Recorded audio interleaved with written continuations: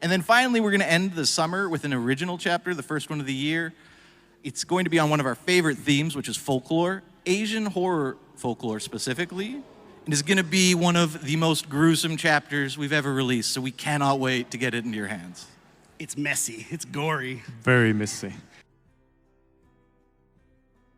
Hello, everybody, and welcome to the channel. It's Paulie Esther here, and today we're going to talk about the September chapter that they mentioned on that live stream in Boston at PAX East, this gruesome Asian folklore chapter. Okay, so last week during the 5 Nights at Freddy's public test build, where players on Steam could test the new content if they wanted to, we got to explore the Fazbear's Pizzeria map. And on that map, there is an arcade.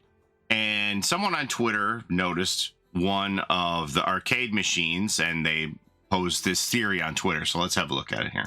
So Spooky Shape says, special update regarding the upcoming original Asian horror killer. This is for that September chapter. The name on the machine is faded, but it appears to say Jorogumo, a multi-armed Spider-Woman, and even the arcade machine cabinet appears to display multiple arms on the woman. So this is the arcade machine in question in that arcade on Fazbear's Pizzeria, and then they just post a couple examples of what a Jorogumo looks like here. But what is a Jorogumo? Jorogumo, a malicious yokai in the form of a giant spider, a shapeshifter who can change its appearance into one of a beautiful young woman. Dating back to the Edo period, Got it. Okay, so they proposed this theory that this arcade cabinet indicates that we're getting a Jorogumo Spider-Woman killer in the future, probably for this September chapter. So the person even pulled the files from the public test build to show what all of the arcade cabinet sides look like. This is the skin for the arcade cabinet in the game here, and seems to be a spidery looking woman here on the arcade cabinet, right? Okay, so here's the problem with this theory. This arcade cabinet is not new. If you go and look at like a year ago here, this Lee's Still Gaming, a year ago, walkthrough of the map, here's the arcade cabinet in Greenville Square in the arcade that goes along with the movie theater. So this is not a new cabinet. This is not something that was just discovered. This is something that has been in the game a long, long time. So given that this arcade machine isn't new, and realizing that it first appeared on the Greenville Square map, and also remembering that the Greenville Square movie theater map had on the marquee, the movie that was playing in the theater at the time was The Ghoul's Lament. And if you look closer at this, the way they've taken the side of the cabinet and accentuated it, and we do see these extra limbs growing out of this woman, it makes me wonder if this was a missed clue for the Tokyo Ghoul chapter, and this is Rize. I think Rize with the Kagane coming out of her back kind of represents a Spider-Woman with the extra 4 limbs, and maybe that's what this was all along, and we missed it.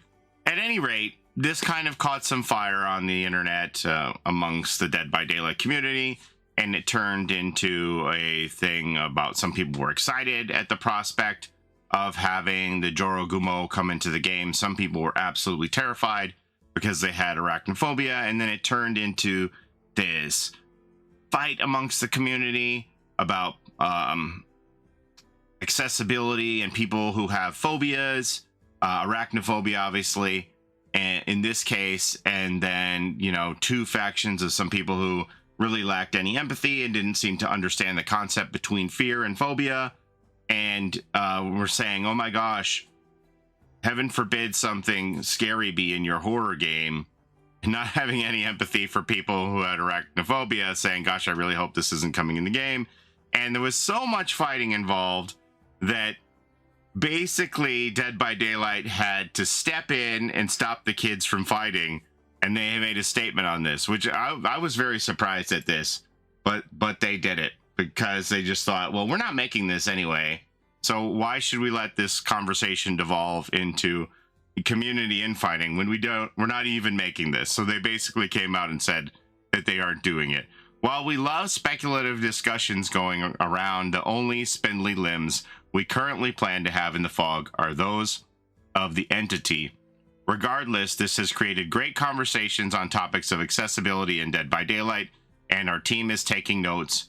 So thanks for sharing your thoughts and concerns on how everyone can have a better experience within our game. So I was never in Camp Spider-Woman. When I first heard them say that they were going to do this Asian folklore thing, my mind immediately went to, well, they're going to want to take some folklore from a region that they haven't already dedicated some time to. So in my mind, Japan was out immediately because, you know, we have enough Japanese content between the Spirit and the Oni, just to name a bit. So I thought they're going to want to spread the love around and do something else from Asia. So we probably aren't going to get Korea, Japan, right? So I thought, where are some other countries in the region they could draw from? And, you know, so that there would be representation. People go, oh, that myth is from where I live. That's so cool, right? So, and then we had the other clue that it was going to be very gruesome. So I talked about this on stream, and a couple friends of mine, Emil and Jane, came back to me with basically the same idea, just a different name. But it is a myth that exists in a widespread portion of Asia, and that is the Penanggalan. The Penanggalan is a vampire-like monster from the mythology of Southeast Asia and is similar in many ways to the Aswang. These cursed women look like normal people during the day, but at night their head detaches and flies off, dragging its lungs, heart, stomach, and intestines beneath it as it flies around in search of blood to drink. I mean, I can't think of something more gruesome than that. I'm not saying this is what it is, but this is definitely a possibility. I even remember the Penanggalan from my fiend folio back in my teenage days from Dungeons and Dragons here. The Penanggalan. During the day, the Penanggalan will appear to be a normal human. She may even help your party out. But at night, she becomes a deathly and gruesome vampire. The Penanggalan's head and internal organs literally rip apart from its body at the neck and floats around looking for a victim. Could you imagine if this killer walks around looking normal and then they just pop their head out and send it off flying towards you in game with all the organs detached?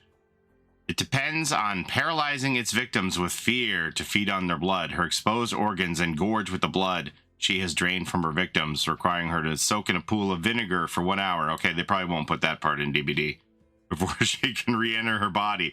The viscera that hangs from its floating head constantly emits blood and digestive juices that cause burning damage. Could you imagine all the fluids just flying around everywhere?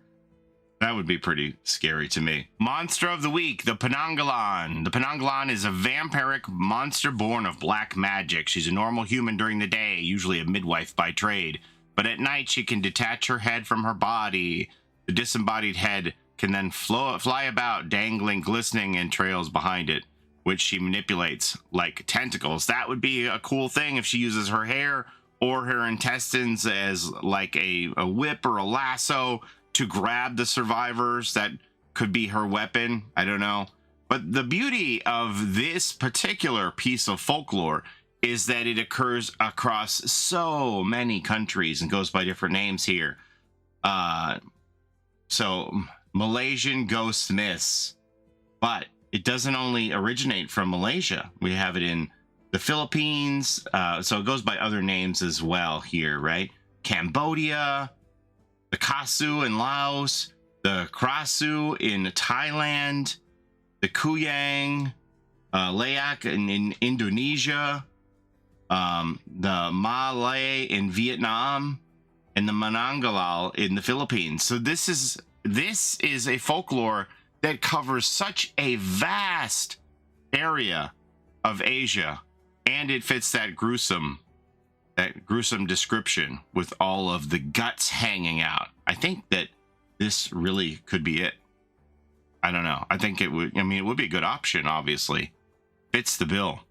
Covers a large region. It's folklore. It covers a large region of Asia, and it is gruesome and grisly. So, is Penanggalan going to be the September killer? Time will tell. Anyway, I just wanted to share that theory with you. Thanks to Emil and Jane for doing some of the legwork and sharing some of their thoughts with me on this. I really think that fits the bill. So, who knows? Time will tell. But that would be pretty cool, I think. Pretty cool. Let me know what you think about all of this. As always, I appreciate the time you spend here with me on my channel. Don't forget to like, comment, and subscribe, as it helps the channel a ton. And don't forget to take care of each other in and out of the fog, and we'll see you next time. Have a great day, everybody. Bye-bye. It's a Gen Rush life for us. It's a Gen Rush life for us. Set a hiding, we do gens. Set a randoms, we got friends. It's a Gen Rush life